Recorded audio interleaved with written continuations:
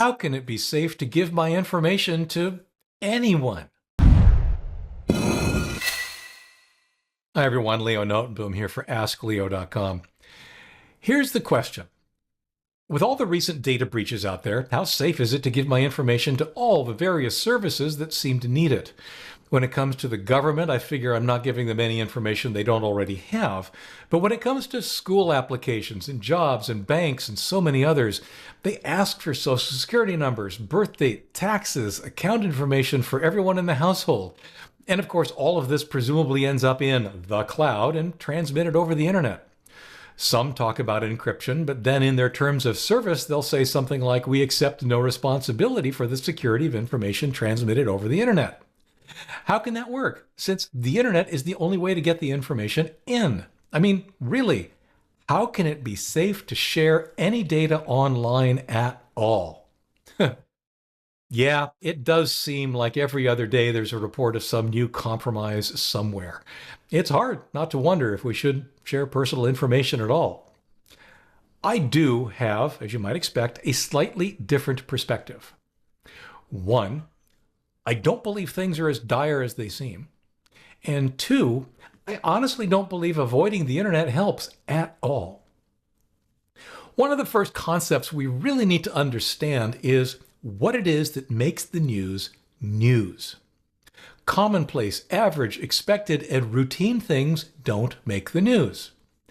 Then, by definition, news is something that is exceptional or unusual or sensational. If something is being reported in the news, that means it's out of the ordinary. It might be big, exceptional, important, or affect many people, but the reason it's in the news is that it's unexpected, unlikely, and uncommon. People pay attention to the uncommon and sensational, so that's exactly what gets reported. When data breaches are reported in the news, they are, by definition, uncommon. Now, in the current media, if something isn't sensational enough, the news outlets do everything they can to portray it as such. Media outlets are competing to get the most viewers, the most readers, and the most clicks with overstated, sensationalistic headlines and stories. The true severity, importance, and the practical impact of the story is often left by the wayside. So what do we see? News outlets, social media sites, and forwarded emails parroting the over-sensationalized story, making it out to be much worse than it really is, simply to attract your eyeballs.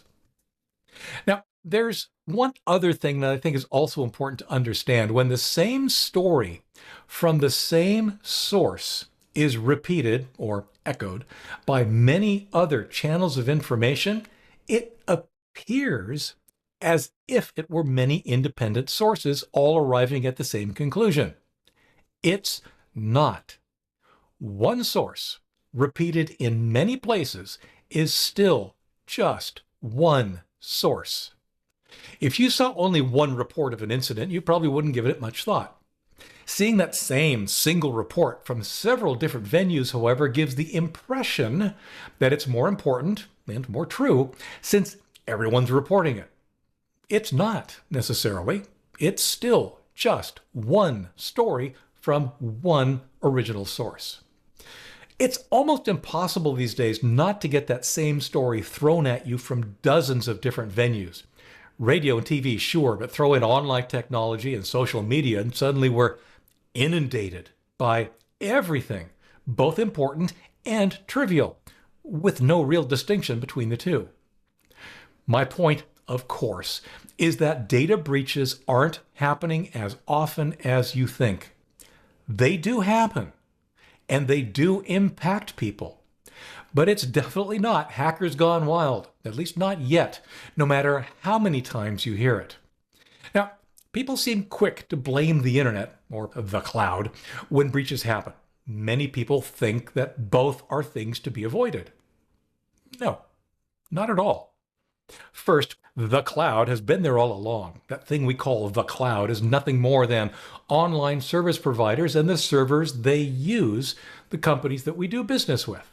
For example, if you've been using email for any length of time, you've been using the cloud since the day you created your first email account. Now, you might think that filling out paper forms and taking them physically, say to your bank or other institution, would be safer.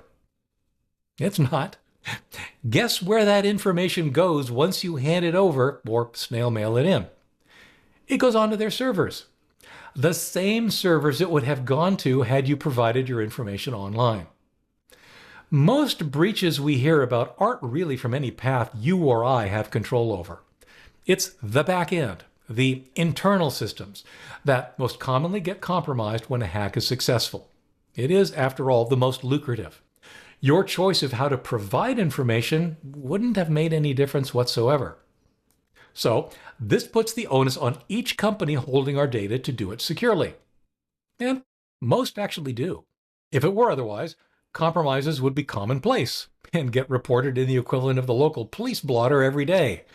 Much of the commercial infrastructure would collapse or come to a halt if hacks were that prevalent. But yes, some companies get it wrong, and sometimes embarrassingly so, at least from a technical perspective. And those companies should absolutely be held accountable. When that has happened, however, most companies are quick to remedy the situation and follow up with various forms of support to the individuals affected. Most common example being like free credit monitoring for some time. Hacks absolutely do happen, just not as often as it might seem. Now, as you know, I'm all about technology. It's what I do, and I enjoy the opportunities that it all offers. So it shouldn't surprise you that I'm pretty much all in for online services, both personal and for my business. I do not do this recklessly. I pick the companies and the services I do business with based on their reputation, my experience with the technologies they use. I select or avoid services offered based on what I feel is their potential for getting it right or getting it wrong. Great example. When my American Express card was compromised several years ago, while I was out of town no less, I heard about it first from American Express. They then overnighted me a replacement card in time for me to pay my hotel bill. That kind of experience leads me to feel comfortable using their services. Of course, I take sensible precautions, the very same precautions that I suggest you take. I've got them outlined in the Ask Leo Guide to Staying Safe on the Internet. Like I said, those steps apply to all of us, me just as much as you. I don't think that the average online user, which I assume describes you, needs to be overly paranoid when using most online services. Aware? Yes. Conscientious? Of course. Careful? Absolutely. But by following basic safety principles, understanding what is and isn't news, and doing business with trustworthy organizations, you can navigate the internet's opportunities and requirements safely. Honestly, if it were otherwise, well, we'd all be in one heck of a lot of trouble. For updates, for comments, for links related to this topic and more, visit askleo.com/18269. I'm Leo Notenboom, and this is askleo.com. Thanks for watching.